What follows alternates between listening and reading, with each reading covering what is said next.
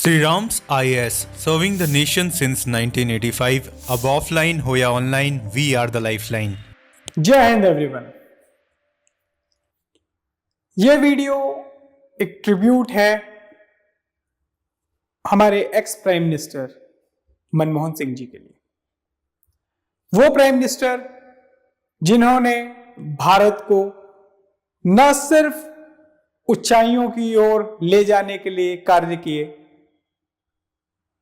बल्कि एक ऐसी लिगेसी की स्थापना की जिसके फ्रूट्स ऑफ बेनिफिट्स, जिसका फल पूरे भारतवासी आज तक खा रहे हैं। जब हम बात करते हैं मनमोहन सिंह जी की, हम सबके दिमाग में एक कुछ छवि आ जाती है, सॉफ्ट स्पोकन पर्सनैलिटी। हम सबके दिमाग में एक छवि आ जाती है कि कैसे मनमोहन सिंह जी, देखने में ऐसा लगता ही नहीं था कि ये हमारे प्राइम मिनिस्टर बहुत कठिन निर्णय लिए होंगे। आज की मेरी पूरी वीडियो में मैं उनकी पर्सनैलिटी, उनकी लाइफ के बारे में थोड़ी बहुत बात करना चाहूंगा आप लोगों से। वो कहते हैं कि कुछ लोग इस दुनिया में अच्छा करने के लिए आए होते हैं और वो अच्छा अच्छा करते ही रहते हैं, चाहे वो जिस भी कैपेसिटी में हो, चाहे वो जिस भी रोल में हो। सेम बात है हमारी मनमोहन सिंह जी की। हमारे मनमोहन सिंह जी ने, अगर मैं पब्लिक प्रोफाइल में उनके जो इंपॉर्टेंट रोल हैं उनकी बात करूं, तो शुरुआत की आरबीआई गवर्नर के रोल से। वो deputy chairman of the planning commission भी रहे और उनका contribution as a finance minister Narasimha Rao ji की गवर्नमेंट में शायद ही किसी से छुपा होगा। एज अ प्राइम मिनिस्टर हमें याद है कैसे उन्होंने कई कठिन निर्णय लिए, जिसमें से यूएसए के साथ civil nuclear deal is one of them. अगर आप इस पूरे प्रकरण को देखेंगे, पूरे इवेंट को देखेंगे, आप लोग समझ जाएंगे कि being Manmohan Singh is not an easy task. वो प्राइम मिनिस्टर जिन्हें क्रिटिसिज्म का सामना करना पड़ा, वो प्राइम मिनिस्टर जिन्होंने अंत में बोला भी, history will be kinder to me. वो प्राइम मिनिस्टर जिनके कंट्रीब्यूशन को शायद अब उनकी विदाई के बाद, इस दुनिया से जाने के बाद, विरोधी, साथी सब एक्सेप्ट कर रहे हैं कि हां, कंट्रीब्यूशन तो दिया है। This is how the things are. चलिए थोड़ा जानने की कोशिश करते हैं कि कैसे मनमोहन सिंह जी एक ग्लोबल स्टेलवार्ट थे, सिर्फ इंडिया के नहीं। आप देखेंगे कि कैसे देश भर से, दुनिया भर से शोक संदेश आए, चाहे वो हमारे फ्रांस के राष्ट्रपति, पूर्व राष्ट्रपति मैक्रोन साहब या हामिद करजई साहब रहे हों, जिनके साथ कोलैबोरेट करके मनमोहन सिंह जी ने अफगानिस्तान को न जाने कितनी ही मदद की। 2014 से उनके पॉलिटिकल विरोधी रहे और one of the most admired person by the Narendra Modi ji is Manmohan Singh only. कई बार उन्होंने अपने किस्से, कहानियों, भाषणों में जिक्र किया है कि कैसे मनमोहन सिंह जी की वो रिस्पेक्ट करते हैं। इस दुनिया में, इस देश में बहुत कम नेता ऐसे हुए हैं जो अक्रॉस द पार्टी लाइंस माने जाते हैं, उनकी रिस्पेक्ट की जाती है। अभी कुछ दिनों पहले हमने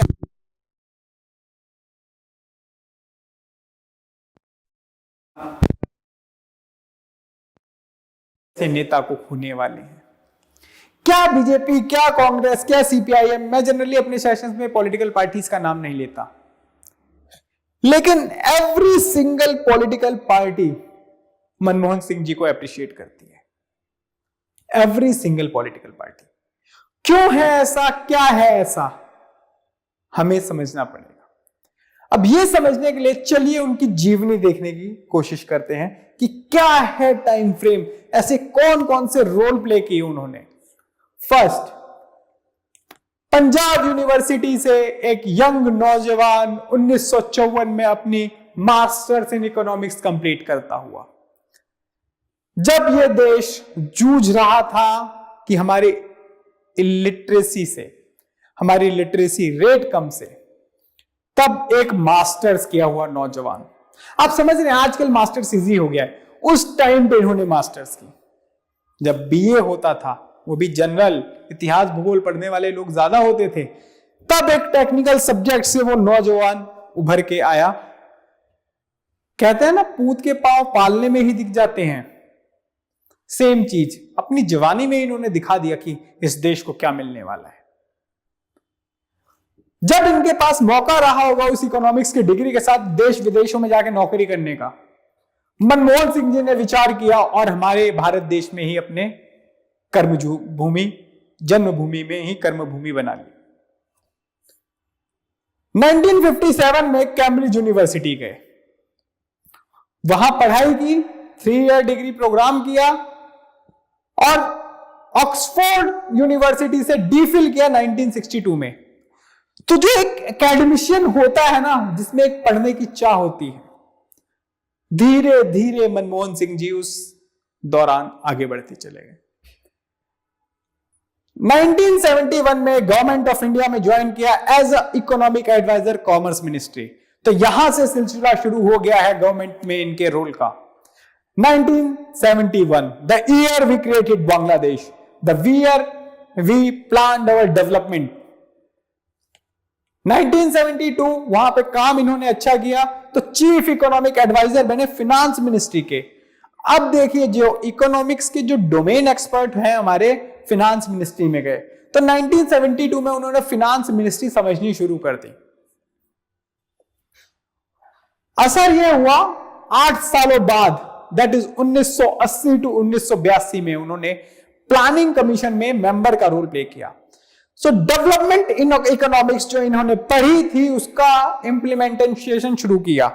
जहां पे लोग बोला जाता है there is a need to have academia industrial linkage, Manmohan Singh ji ने उस प्लेटफॉर्म का यूज किया, चाहे प्लानिंग कमीशन हो, चाहे हमारी फिनांस कमीशन में एज ए कंसल्टेंट रहे ये, उन दोनों जगहों पे अपनी एकेडमिक ओरिएंटेड अप्रोच के साथ इंडस्ट्रीज को इन्होंने लिंक किया।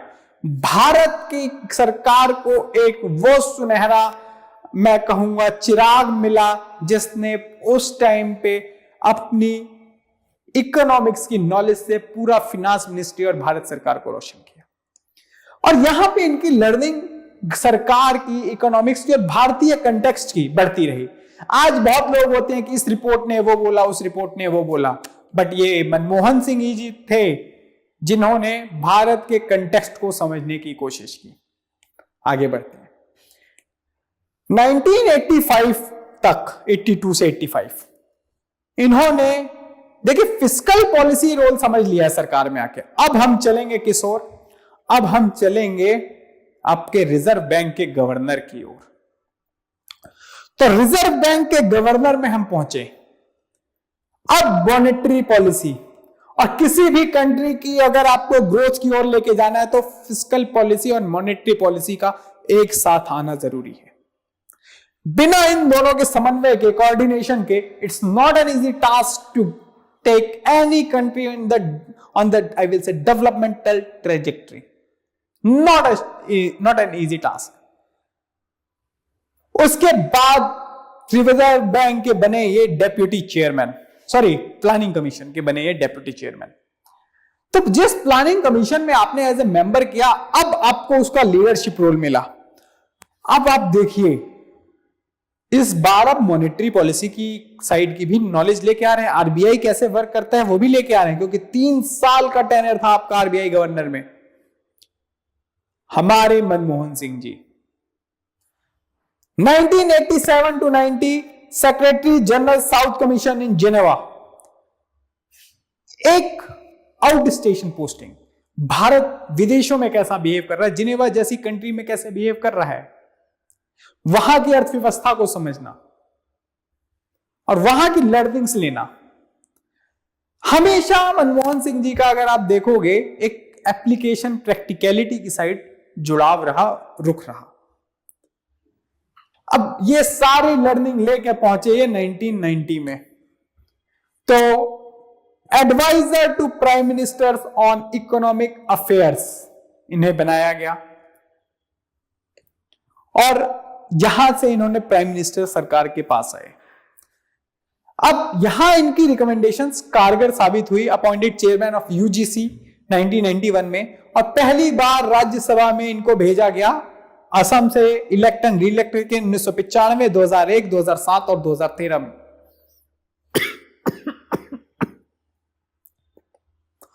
वहां मनमोहन सिंह जी ने शुरू किया 1991 से लेकर 1996 वो रोल जिसने इंडिया की तकदीर बदल दी। जी हां, मैं बात कर रहा हूं फाइनेंस मिनिस्टर मनमोहन सिंह की। नरसिम्हा राव गवर्नमेंट, जब देश एक तरफ बैलेंस ऑफ पेमेंट क्राइसिस से जूझ रहा था, जब हमारे पास वो 3 दिन का भी फॉरेक्स नहीं था जिससे हम अपनी फॉरेन से इंपोर्ट की गई चीजों का भुगतान कर ले, जब देश विदेश भारत की ओर ऐसे देख रहे थे, अरे इनका तो फ्यूचर ही डल है, वहां उठ के बाहर आए हमारे मनमोहन सिंह जी। मनमोहन सिंह जी ने वहां से चीजों को आगे बढ़ाया। मनमोहन सिंह जी ने वहां से एक नई दिशा दी। चाहे लिबरलाइजेशन, प्राइवेटाइजेशन और ग्लोबलाइजेशन रिफॉर्म्स की हम बात करें, एलपीजी रिफॉर्म्स की बात करें, उसी का आई विल से रिजल्ट है जो आज भारत सर्विस सेक्टर में सबसे ऊपर है। उसी का रिजल्ट है आज भारत का फॉरेक्स सबसे ज्यादा हो रहा है। उसी का एक रिजल्ट है हमारे एम्प्लॉयमेंट ट्रेजेक्टरी बढ़ी। उसी का एक रिजल्ट है कि भारत सेक्टर ओपन करने के बाद विश्व की अर्थव्यवस्था के साथ सम्मिलित हो पाया। Integration of Indian economy with the global economy. Then 1998 to 2004 आप देखेंगे लीडर ऑफ अपोजिशन रहे राज्यसभा में। उसके बाद का क्या ही कहना, 2004 से 2014 तक ये हमारे प्राइम मिनिस्टर है। याद करिए वो दिन जब right winger BJP, left extreme पे जो हमारी सीपीआईएम है, दोनों मिलकर साथ आ गई सिविल न्यूक्लियर डील तोड़ने के लिए। तो वही हमारे सॉफ्ट स्पोकन प्राइम मिनिस्टर ने स्टैंड लिया। वहां उनकी पार्टी खुद के लोग उनका साथ देने को मना कर गए और हमारे प्राइम मिनिस्टर साहब ने उस चीज को आड़े हाथों लिया और वहां पे उन्होंने शो की अपनी आयरन विल। वो अड़ गए अपनी ही पॉलिटिकल पार्टी से कि अगर ये डील नहीं हुई तो मैं रिजाइन दे दूंगा। क्या दिखाते हैं ये, जो आज के समय में लोग कुर्सी के पीछे पागल हो रहे हैं। सॉरी मैं ये वर्ड यूज कर रहा हूं बट इट इज ट्रू। हमारी पूरे विश्व में रूलिंग के लिए कि मुझे कैसे भी कल के पावर मिल जाए रूल करने के लिए, लोग परेशान हो रहे हैं। उस समय पे हमारे मनमोहन सिंह जी ने कुर्सी को लात मारने की बात कर दी। उस समय पे मनमोहन सिंह जी ने कुर्सी को छोड़ने की बात कह दी। वो प्रधानमंत्री जी की कुर्सी जिसको पाने के लिए कई लोग आई विल से मिन्नतें करते हैं, ट्राई करते हैं, साम दाम दंड भेद अपनाते हैं, बट मनमोहन सिंह जी ने अपनी विजनरी लीडरशिप के लिए उसे खाली करने की पेशकश की।